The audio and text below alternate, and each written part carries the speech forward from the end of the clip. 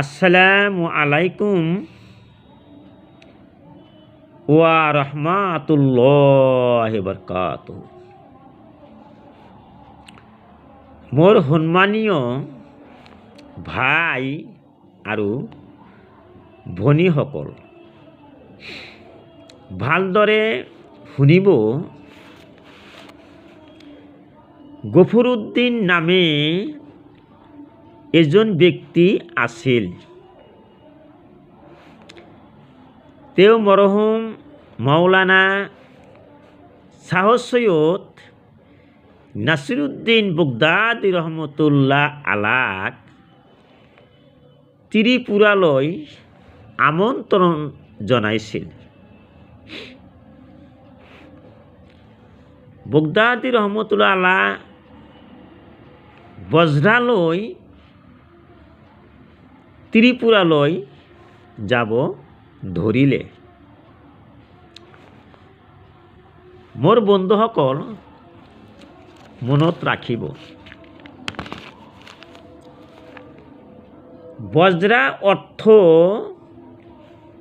এখন ডাঙৰ নাও। সেই ডাঙৰ নাৱত শুবলৈ কোঠা আছিল, গোসলখানা আৰু বহা কোঠাও আছিল। গৈ গৈ থাকোঁতে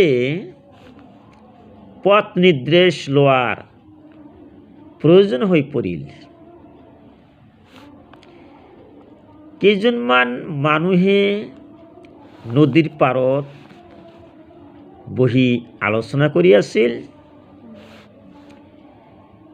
পীৰ বাবাৰ নাৱৰ পৰা এজন মানুহে উঠি গৈ নদীৰ পাৰত বহি থকা মানুহকেইজনক সুধিলে, ডাঙৰ নাওখন কোন ফালেদি গ'লে ভাল হ'ব? নদীৰ পাৰত বহি থকা মানুহকেইজন দুষ্ট আছিল। তেওঁলোকে ভুল পথ নিৰ্দেশ কৰি দিলে।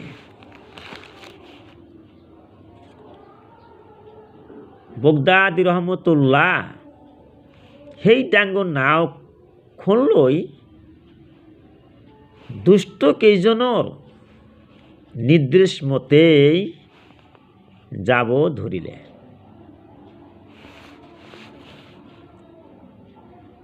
কিন্তু পানী কম থকাৰ কাৰণে বজ্ৰাটো অৰ্থাৎ ডাঙৰ নাওখন পানীৰ তলত লাগি ধৰিল। পানী কম থকাৰ বাবে নাওটো যাব নোৱাৰে। কিন্তু আল্লাহৰ দয়াত বাগদাদী ৰহমতুল্লাহ আলাহৰ দোয়া কবুল হৈ গ'ল। সুবহান আল্লাহ।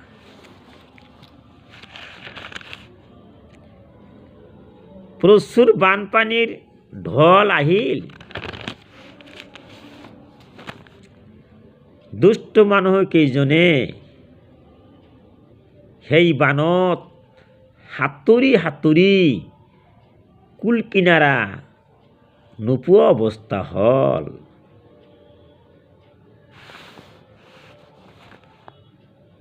বাগদাদী ৰহমতুল্লাহ আলাহ ডাঙৰ নাওখন চলাই গুচি গ'ল। সুবহান আল্লাহ। দুষ্ট মানুহ কেইজনে